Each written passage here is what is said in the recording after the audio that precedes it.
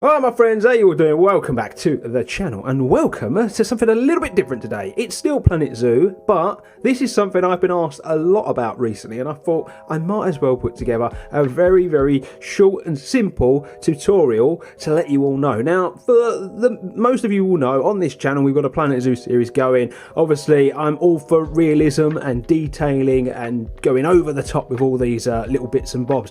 And on the regular, I get asked a lot of questions on how do you do this, how do you do that. So I thought I would start a how-to series. Basically, any requests that you guys have got, feel free to leave them in the comment section below, and then hopefully I will slowly work my way through them and I will give you some nice, simple, quick and easy tips and tutorials basically on how I do stuff and how I replicate things in Planet Zoo. Now, one that I have got a bunch of requests about recently, well, not so much requests but questions about, is that of the detailing of floors. As most of the people that watch the channel know, I'm not a big fan of the textures of a lot of the pavements, especially when using them inside buildings. Not so bad outside, I quite like the weathered concrete look and all that sort of stuff, but inside buildings it's nice to be able to detail the floors a bit better. Carpet is quite hard to replicate, but I have found that making tiled floors is pretty simple. There is a way of making carpet, maybe I will save that for another tutorial as I've already put something together right here, my friends. Now, I'm simply going to talk you through a few techniques that I have found to making very nice flooring, basically. We'll go through them and then I'll show you how it's built at the end, basically. So yeah, this is what I do to detail the floor. Now, obviously, you have to kind of use your imagination. It's tiled flooring, you know, different colours, different types of material. What I will do is I will click on the pieces, I will tell you exactly what the piece is, and then you can do what I do if you so wish, and you can save it as one of your favourite pieces. That way it makes it a lot easier to find this sort of stuff. So, first tip, my friends, for the floor is this one here. Now, the way that I make this beautiful tiled floor is simply by taking a plaster piece. We will click on this so that I can show you. So the dark piece underneath, the black part, is just a plaster piece. And it would help if I could click on it. No, okay, maybe not. It's not going to let me. Anyway, basically it's a big plaster slab underneath there. And so you sink that down to ground level. Obviously I've got this elevated a little bit just so you can see the pieces, but you would you know, take that down right to ground level, and then on top you will see, as I've clicked on it, a limestone base trim corner. Now if you sink it, you can make it look like a perfect, you know, square at the end of the day, and it is simply a case of, you know, copying and pasting, making a line and then replicating that. Now you can obviously get you know, really complicated with this if you want. You can just go with your basic square design, or you can offset them to get a more professional tiled look. You could probably join these up to get bigger shapes and so on and so on. The limitation literally is as far as your imagination will let it go as well. There's plenty of items in the game that you could probably use to sink into the floor to create a lovely tiled effect or a carpet effect and so on and so on. These are just some of the favourite pieces that I use and just some of the favourite ways that I do them, basically. So if we just move this piece out of the way a second, just so I can click the plaster piece at the bottom. So if we take this plaster piece, we'll just put this back right there. So as you can see, it's simply a plaster piece, ladies and gents, and then it's a case of taking your tile and then running with it and making your design. It really is that simple. And the great thing about this is that you can make the plaster piece whatever color you want. So say you wanted your grout to be a green color, then you can do that. It's very simple, and you just replicate that design over a green base. Now obviously I don't know how common green grout is, that's why I usually use nice combinations of blacks and greys and so on, but it really is that easy. They're the pieces that you'll need, that limestone base and a plaster piece, and obviously you can use whatever size plaster piece you so wish as well. So that's the first one. Now we move on to the second one. Now this is the technique, these next few techniques here are probably the technique that I use the most in my projects basically, and this is simply done again by using the plaster piece, because what I like about the plaster piece is you can change the colour. It's got that flexi colour ability, so you can make it whatever colour you want. Also it's got a very lovely texture on it as well. It gives it that nice sort of imperfect kind of texture on the floor, because obviously the thing about flooring, especially in places like this, is they can get a bit beat up and whatnot as well. And then what I do here is it's just a case of using wood.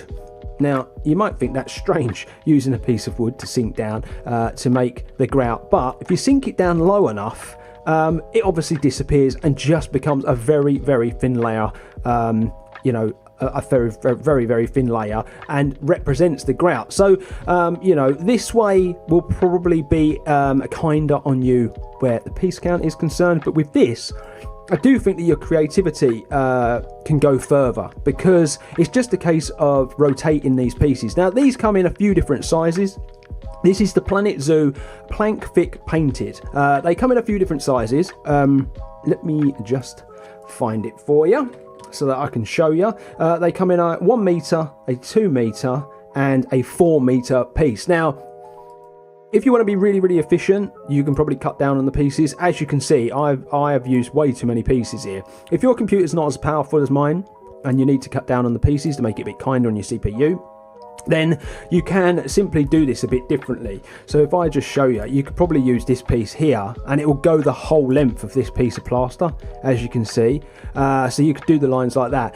The only time you can't do that is if you try to do something like this or like this, because you're going to be offsetting the lines at the end of the day. But it is simply a case of plaster, and then you rotate the wood on its side and you sink it down. I'll show you exactly what I mean. So you get your piece of wood, you just rotate over on its side, and then you sink, and you basically get it to the point where you can just about barely see it, and then you can create your designs. Now if you want to create a design like that, it's relatively easy, because you can just pick your corners, line them up, and then you take your lines, and you know, it's very much a parallel way of doing things, isn't it? It's very, very simple.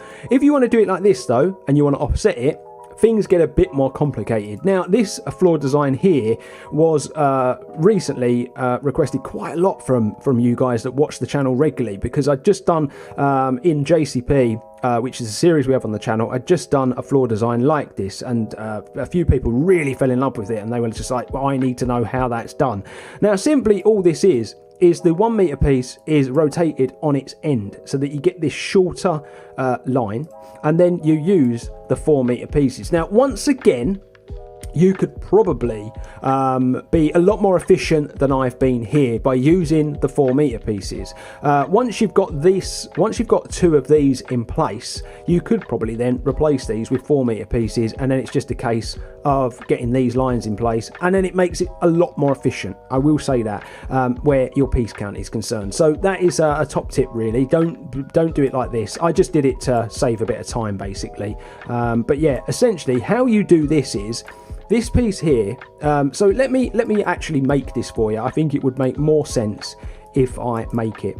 So if we were to start with this piece here in the corner, and then we'd taken a 1 meter piece and we'd rotated it on its side, as I've already said, like so. We can then take this piece again. We can go down here at the bottom. Now to get this perfectly center, all you're going to do is rotate this way like so, and you will get it in the right point. Now obviously this line's too long, so we have to rotate on its end, take it back, and then you just drop it in. You take it down as low as you can, you get it all lined up beautifully, and there you go. There's your tiles.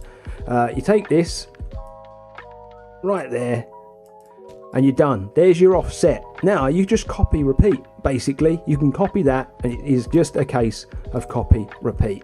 I'll show you. I've highlighted them all. You need to put a line in there. I should add that first. So this line here does need to go in, so we'll put that line in there first,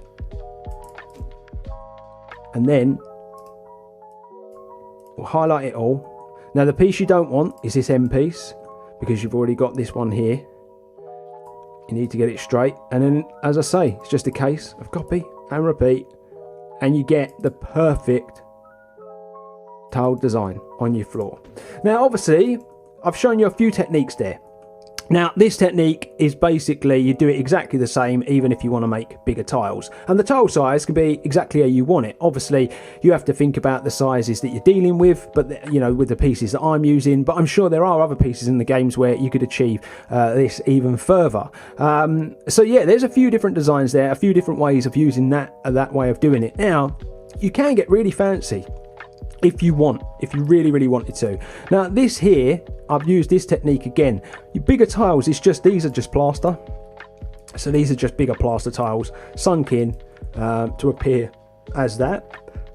But if you want to go from one floor type to another, what I have found as well is if you take the plaster piece and you rotate that over on its side, so you take it from being like this to like this, and then you sink that in, you can create some really lovely pieces that will separate different types of floor. This is really cool as well for entering buildings and things like that. But yeah, there's just a few different techniques there basically, gang. It's just a very, very short video, but I just wanted to kind of demonstrate to you how easy it can be when you know how. And I think that, you know, as a community, it's always nice to help each other. Lots of people have been asking how I do certain things, and so yeah, that's simply how I make my floors in my zoos, especially inside the buildings. What I will say is that it's not just limited to this, okay? I don't want you to all think that this is how it has to be done. It's not. There are loads of other pieces that you could probably use to make really lovely effective floors. I'm not sure if I've got any here to hand, but I will have a look while we're here and while I'm doing a little tutorial for you. You know, I know a lot of people that rotate doors on their side to make metal floors and stuff like that. You know, like these doors here, I actually use these to make tabletops. Because if you rotate them like that, you get a perfect piece. You can sink wood into the floor because this here, you can actually rotate this. You could rotate that and then sink that into the floor, and that is, you can change the color on this wooden piece here, so then you can make your own custom wooden floors. That's a really good one. This is a nice one that I used to use before I started doing what I do now, and the reason why I changed from this to this is very limited because of the size of the piece, but this can actually change color. Now this here is the plastic opaque panel, and I believe, is it this one that changes color? I'm not sure. Yeah, this one does change color. So the dark panel, you can change it to whatever you want. And what's nice about this is if you just copy it, and if you get it in the right place, you get a nice line. And so you can make like nice sort of shiny tiled floors.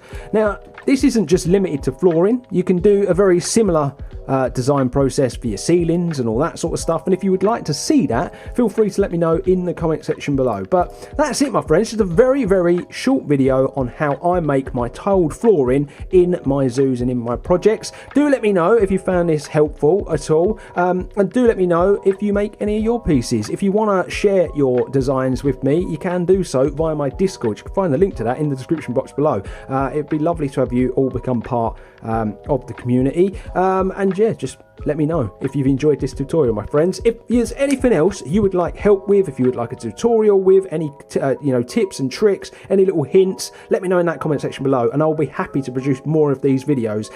I've been saying for a long time that I was going to show you how I do things, you know, on the channel, and I hope this has kind of explained it a little bit for you guys and the pieces that, you know, I use the most. But my friends, I am off. Stay safe, stay humble, and I'll see you all on the next one.